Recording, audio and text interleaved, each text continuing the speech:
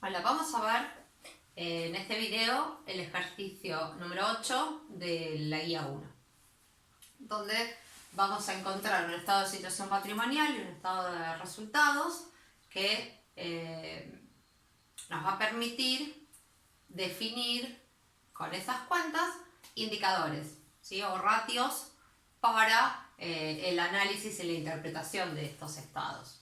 ¿Por qué? Porque los ratios no son más que la razón o la relación que existen entre las cuentas de los estados de resultados y de patrimonio neto para facilitar el análisis y la interpretación de los mismos, ¿sí?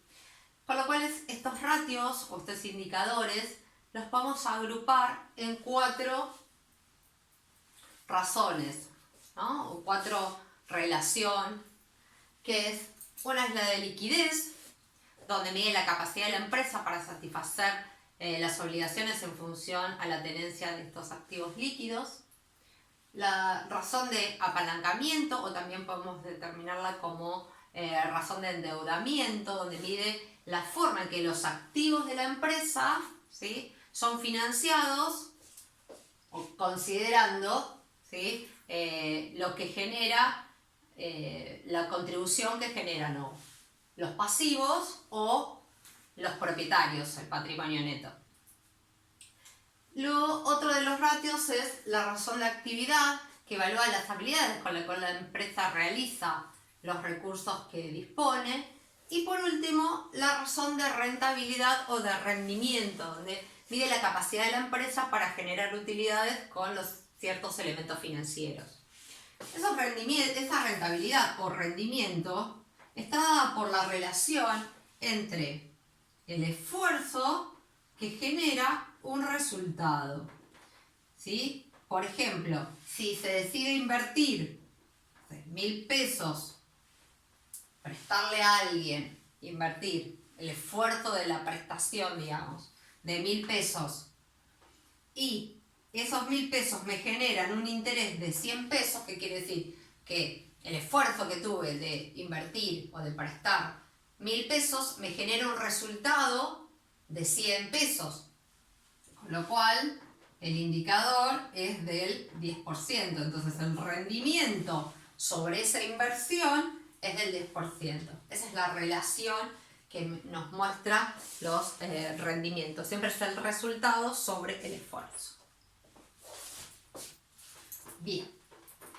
Ahora vamos a ver el ejercicio, dicho esto, donde nos pide el primer indicador, que es el indicador de liquidez corriente, que al ser corriente nos va a medir la relación entre el activo corriente y el pasivo corriente, que nos va a decir la capacidad de la empresa que tiene para cancelar esos pasivos corrientes. En este ejercicio vemos que el activo corriente es de 3.800 sobre el pasivo corriente, que es 1.680, que nos da 2,26. ¿Qué quiere decir? Que si el indicador es mayor a 1, la empresa va a tener la capacidad o la liquidez corriente, los activos corrientes disponibles para pagar los pasivos corrientes, o para afrontar las obligaciones que genera el pasivo corriente. En el caso del punto B, que nos pide la prueba ácida o razón ácida, ¿qué nos dice este indicador? Porque es la misma relación que la liquidez, pero ahora nos habla de un activo que del corriente le resta el inventario o los bienes de cambio, con lo cual estaría conformado solamente por el efectivo y las cuentas por cobrar, que es lo líquido que tiene la empresa. Entonces, lo que me dice el indicador es: la empresa con este efectivo y estas cuentas a cobrar puede cancelar mis pasivos a corto plazo. Si es mayor a 1, sí, si no, no. Entonces, el activo corriente menos las inversiones sería el efectivo de 400 más 1.300 de cuentas por cobrar sobre el pasivo corriente, que es 1.680. En este caso, como es mayor a 1, la empresa puede, con el efectivo y sus cuentas por cobrar, con la liquidez que dispone, cancelar sus pasivos. El periodo medio de cobro. El periodo medio de cobro es un indicador que nos dice o que nos indica la política de la empresa con respecto a los créditos que otorga a sus clientes. Que es los días en que las cuentas por cobrar se transforman en efectivo. Para esto, antes de definir el periodo medio de cobro, vamos a definir la rotación de las cuentas por cobrar.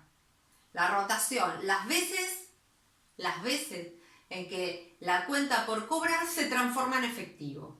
Y va a estar dado por la relación entre las cuentas por cobrar, que es 1.300, sobre las ventas netas a crédito, que son los 12.680. Este resultado nos da en veces. Quiere decir que rota 9 veces dentro del estado del activo. Las cuentas por cobrar rotan 9 veces en el año.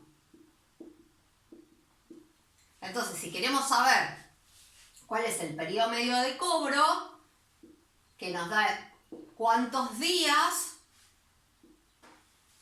o sea, cuántos días es la política de crédito que otorga la empresa a sus clientes. Con lo cual, la rotación es de 9,75. 360 sobre 9,75, que son las veces que rota, nos da 37 días, ¿sí? 37 días es esa política de crédito, o sea que los créditos se van a transformar en efectivo, se van a cobrar dentro de la empresa. La rotación de inventarios está dada por los inventarios, 2100, que serían los bienes de cambio, las mercaderías, lo que tienen stock, y el costo de las mercaderías vendidas, que es de 8.930. Vemos que la rotación, medida en veces, es 4,25. O sea, las mercaderías rotan dentro del inventario 4 veces. Este índice también mide la eficiencia de inventarios, ¿no? Cuantifica el tiempo que demora la inversión en inventarios hasta que se convierte en efectivo.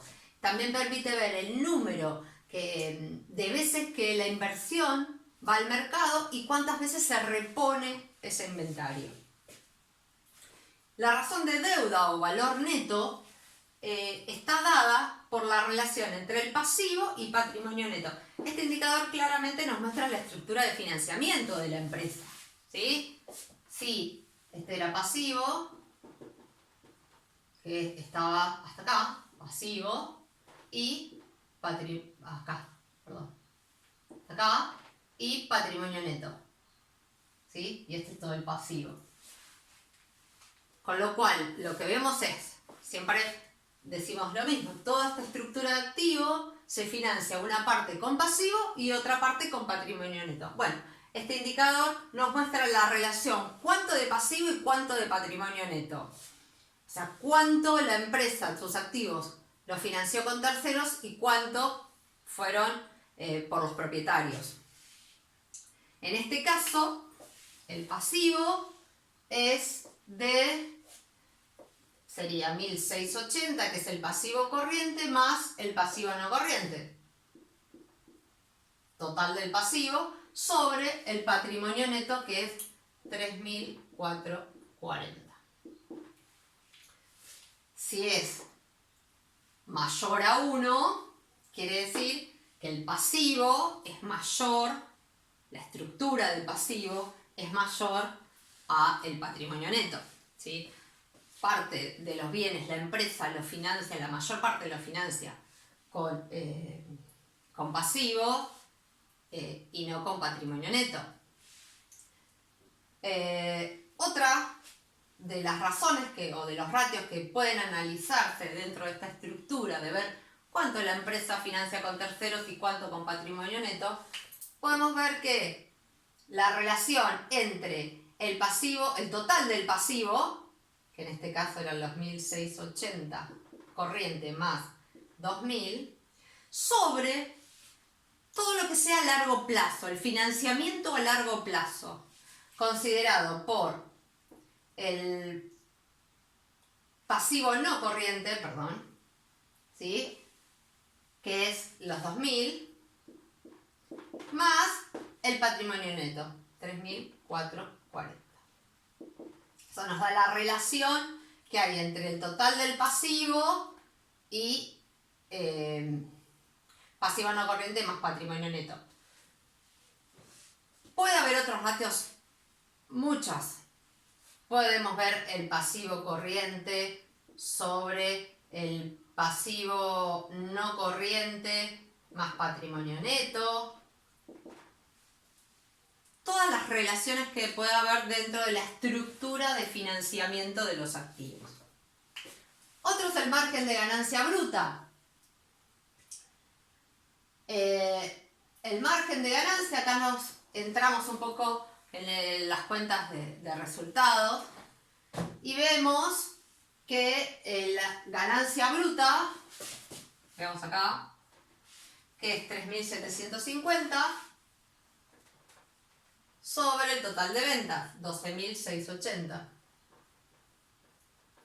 que nos da 0,29 o un 29%, ¿no? Donde mide las unidades, ¿no?, vendidas que se obtienen como utilidad, ¿no? ¿Cuál es la utilidad que se obtiene por vender las mercaderías? El rendimiento, digamos, el margen de contribución o la contribución marginal que también llamábamos, es lo que genera la ganancia que generan el esfuerzo de venta. Ahora vamos a ver el margen de la ganancia neta. La ganancia neta sería esta, ganancia neta, 670. Sobre ventas, que era 12.680, que es un 5%. ¿Sí? La relación entre las ventas y la ganancia neta es del 5 contra la parte de ventas de contribución marginal de un 29. Y por último, el rendimiento del capital de los accionistas. ¿Sí? El rendimiento de la capacidad que tiene la empresa para generar las utilidades a favor del propietario, que es la utilidad neta, 670, sobre el patrimonio neto, 3.440, y es de un 19%. El rendimiento, ¿sí? O sea, el propietario, el accionista, el dueño de la organización, hace un esfuerzo de 3.440 y obtiene como resultado de esa inversión que hizo en la empresa 670 pesos, ¿sí? Que fue el resultado del ejercicio.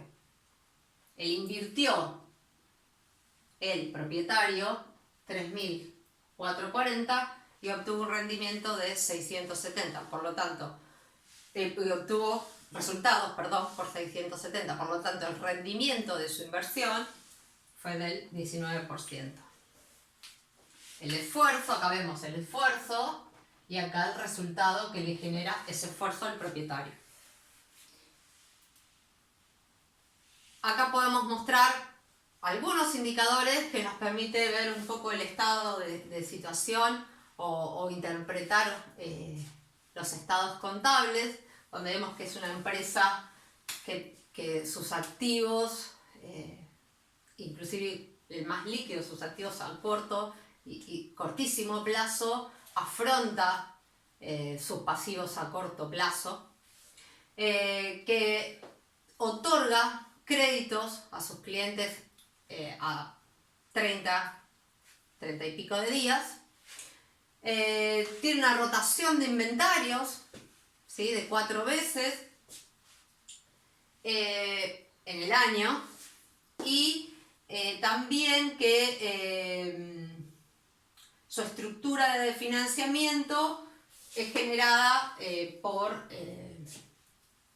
pasivos, una parte, la mayoritaria, y patrimonio neto. Después se pueden analizar otras cosas como ver cuáles son los costos asociados a esos pasivos, ¿no?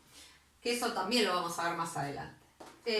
También vemos que tiene que el rendimiento del accionista, del socio, del propietario de la organización es del 19%, que tiene una contribución marginal cuando vende sobre sus ventas de un 29% y un rendimiento, un margen de ganancias de un 5%, teniendo en cuenta toda la estructura, ¿no?